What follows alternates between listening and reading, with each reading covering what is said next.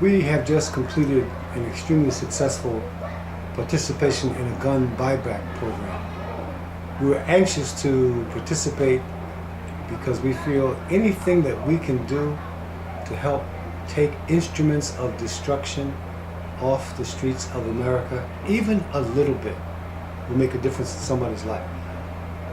The program was fairly successful by the criteria of city, county, and state police departments. At this site alone, over 500 guns were turned in at all levels. Assault rifles, other kinds of rifles, pistols, all sorts of pistols, and even an additional 200 BB guns. To me, that's incredible. That means that the chance of somebody being hurt by one of these instruments of destruction has been decreased at least a little bit. We may never know how much, but at least a little bit. At least whatever damage that occurs through the instruments of violence and destruction, these instruments will not be one of those that's used. So we have a measure of excitement about it, but we understand that we have a long way to go, and we have a tremendous road to follow.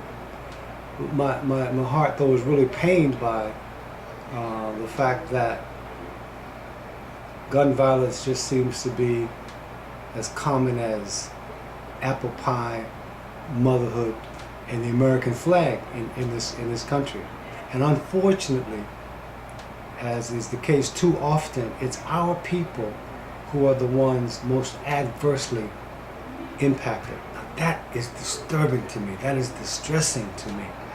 We seem to have no regard for life. We seem to want to settle our disputes violently. We seem to not feel like we are men or women even, unless we have an instrument of destruction at our disposal. And so this is something that has to change. It has to change. We recently experienced the decision in the George Zimmerman trial, and many people that I've talked with have expressed distress at his innocent verdict. Well, I'm distressed as well, because I'm baffled as to, and I shouldn't say baffled because that's the wrong word, but I am distressed at how it is a 17-year-old boy who weighs 50 pounds less than this 27, 28-year-old man who is following the young boy who is only going home from the store, and this man has a gun. I am just mystified as to how the young boy can turn out to be depicted as the aggressor. How is it that I, 17 years old, 50 pounds less, 10 years younger, with a bag of Skittles and some iced tea, I'm being followed, stalked by a man who is 50 pounds heavier, 10 to 11 years older, and has a gun, and yet I turn out to be the aggressor. Somebody once said, only in America. To me, that is extremely disturbing. And yet, it was a decision reached by a jury of the peers of Mr. Zimmerman. And maybe that's what makes it understandable, because a jury of the peers of the policeman who beat Rodney King almost to death also exonerated those policemen. And this has happened over and over again in America, where oftentimes whites have been exonerated by juries of their peers and therefore have felt no hesitation in implementing violence on our people. But be that as it may, even worse than that to me is how we perpetrate violence on ourselves. We seem to have no regard for ourselves. I feel as if it is a mental illness that has not yet been resolved, that stems back to the days of slavery, but it's long time since past for us to get this resolved. We are operating from a perspective that can only be described as mental illness.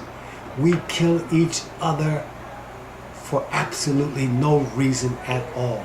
And over the course of this trial that George Zimmerman has been going through over this past year to year and a half, 6,000, 7,000 of our people have been killed on the streets of America. Every year on the streets of America, we kill more of our people, or at least as many of our people as have been killed in the respective wars. The Korean War, the Vietnam War, the Persian Gulf War. We kill more of each other on the streets of America. It was safer for our young men to be in those wars than on the streets of America. This is incredible. This is insane. And yet, here we are. The more things change, the more they stay the same. We will have to change this ourselves. Legislation is not going to do it. Congress is at an impasse. They have no interest in doing it. They are beholden to the National Rifle Association. They are beholden to the so-called Second Amendment that gives people the right to bear arms. If the health and the healing and the wholeness of the black community is to occur ever, it will have to occur from inside out, one person at a time. And we're just going to have to be patient, work with each other, and let the healing begin.